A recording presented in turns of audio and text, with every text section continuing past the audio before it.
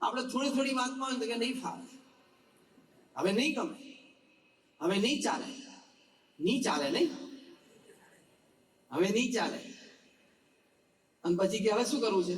બસ હવે છૂટું કરવું છે. એ પણ કેટલો મોટો રેટ વધી ગયો છે સમાજમાં. પેલું રૂપથી આકર્ષાઈ જાય, અથવા પૈસાથી આકર્ષાઈ જાય, અથવા ધંધાથી આકર્ષાઈ જાય પણ લગ્ન કરે. પણ એ બધી વસ્તુ તો ટેમ્પરરી છે. આખી જિંદગી ભેગા જીવવા માટે વેલ્યુઝ જોઈએ, સંસ્કાર જોઈએ, એ અગત્યના છે. એ જોયું ના હોય અથવા ઓછું જોયું હોય પછી આ કેસીસ બને. પૃથ્વી ઉપર રોજ 9,800 ડિવોર્સિસ થાય છે. રોજના 9,800 ડિવોર્સિસ.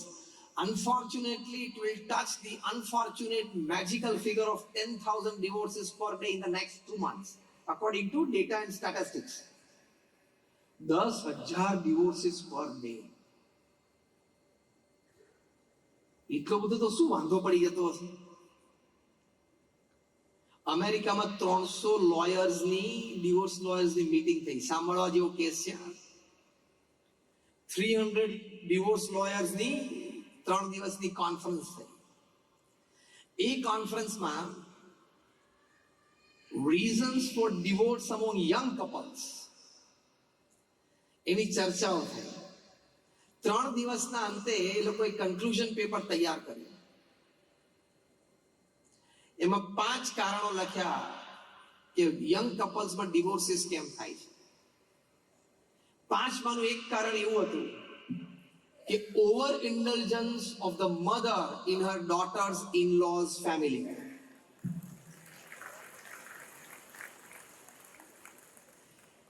એટલે કે દીકરીના સાસરામાં દીકરીની માતાનું વધારે પડતું ઇન્વોલ્વમેન્ટ. રોજ તમે ફોન કરો કે બેટા શું કર્યું, સવારે કેટલા વાગે ઉઠ્યા, તાર સાસુ કેટલા વાગે ઉઠી હતી, બેટા સસરા શું બોલ્યા, બપોર તમે લોકો શું જમ્યા હતા, જમવામાં તારા હસબન્ડ ભેગા હતા કે નહીં, સાંજે પછી લોકો કેટલા વાગે આવ્યા, તાર સાસુ કેટલા વાગે બહાર ગયા હતા, કેટલા, what the hell are you doing? આ હું પ્રેક્ટિકલ બોલું છું કારણ કે I have a habit of talking practical. I don't talk theory. Am I talking practical? હાથ પાડો ને. તમારા બધાના ઘરમાં અમે એક બગ મૂકેલું છે, અમને બધી ઇન્ફોર્મેશન છે. Just on a lighter tone.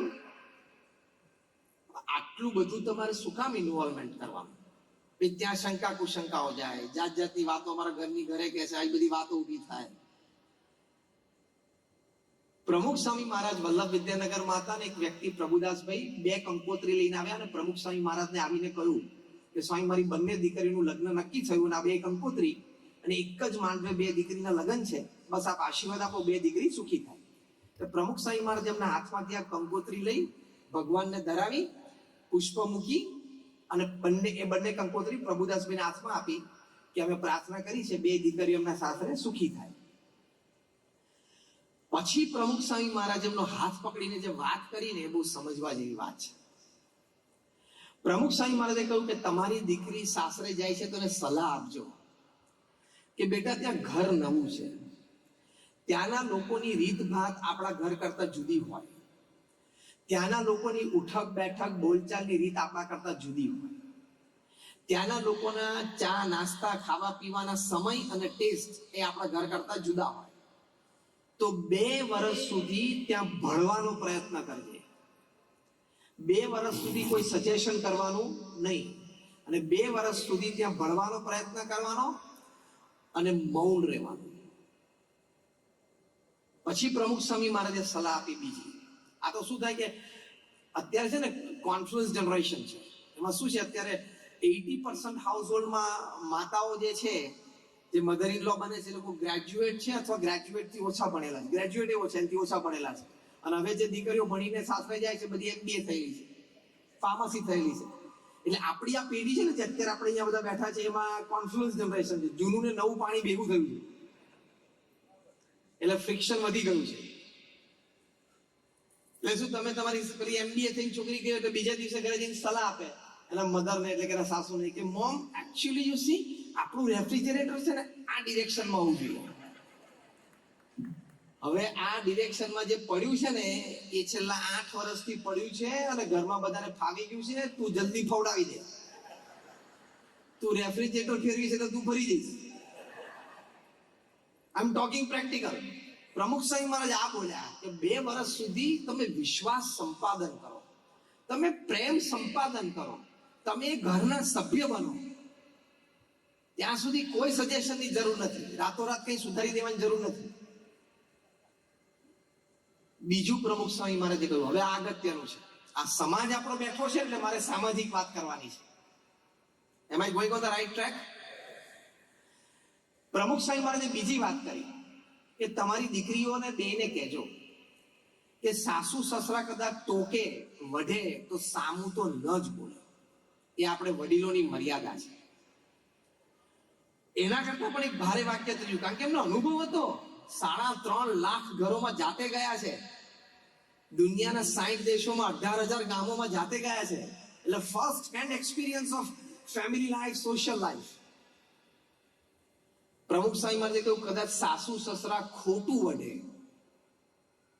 ખોટું ટોકે, તો એ વખતે તો સામું નહીં જ બોલવાનું. અને હા, ખોટું સહન પણ નહીં કરવાનું. 2 દિવસ પછી વાતાવરણ શાંત હોય. આપણું પ્રમુખ સ્વામી મહારાજ બોલે છે અનુભવ પરથી કે 2 દિવસ પછી વાતાવરણ શાંત હોય ત્યારે પ્રેમથી બેસીને કેવું, પપ્પા તમે આ વાત કરતા હતા પણ વાત આમ હતી, મમ્મી તમે વાત કરતા હતા પણ વાત આમ હતી. તો પ્રમુખ સ્વામી મહારાજ કે સાસુ સસરાને પણ એમ થાય કે દીકરી સંસ્કારી છે, એ સામે બોલતી નથી, સાચી હતી તો એ સામું ના બોલી, તો એને ગુણ આવે અને તમારું બોન્ડિંગ સ્ટ્રોંગ થાય ફેમિલીમાં.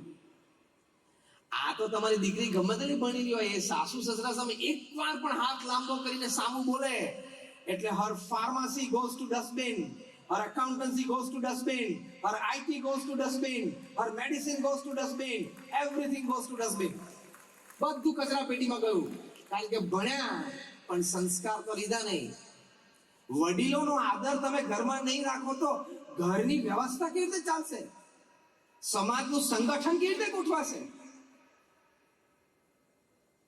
અને એક જગ્યાએથી તમે છૂટા પડો, છૂટા છેડા લઈને એક જગ્યાએથી જુદા પડો તો બીજી જગ્યાએ દેવનો દીકરો આવવાનો છે. બીજી જગ્યાએથી છૂટા પડો તો ત્રીજી જગ્યાએ પાછો દેવનો દીકરો આવવાનો છે. Life is tolerance, acceptance, એપોલોજીસ and compromise. આ હું એક ફોર્મ્યુલા બનાવી છે મેં, એવું શીખવાડું છું બધાને. TAAC ફોર્મ્યુલા, ટેક formula, TAAC. T is tolerance, A is acceptance, again A is apologies, અને C is compromise. આ બધાએ કરવું પડે, પુરુષ હોય કે સ્ત્રી હોય, ધંધા ઉપર હોય કે ઘરે હોય. આ 4 ગુણો બધાએ કેળવવા પડે. તમારે દીકરા દીકરીને નાનપણથી ટ્રેન કરવાના, બેટા થોડું સહન તો કરવું જ પડે, ખોટું પણ સહન કરવું પડે, જીવનનો એક ભાગ છે. See, you have a very clear choice. Choice number 1, respect differences and keep relations. Choice number 2, disrespect differences and forget the relations. Which choice is better? બોલો. 1 is better. એટલે differences ને રિસ્પેક્ટ કરવા પડે. ગમે તેવું કપલ હોય ને, અને કપલ ઓફ ધ સિટી એનું અવોર્ડ એને મળ્યો હોય, મેયર આપ્યો કે આપણા સિટીનું બેસ્ટ કપલ દેખાય છે, તો પણ એમાં 60-40 નો રેશિયો હોય. 60% બધું બેસ્ટ, 40% તો ટોલરન્સ અને કોમ્પ્રોમાઇઝ ઉપર જવું જ પડે.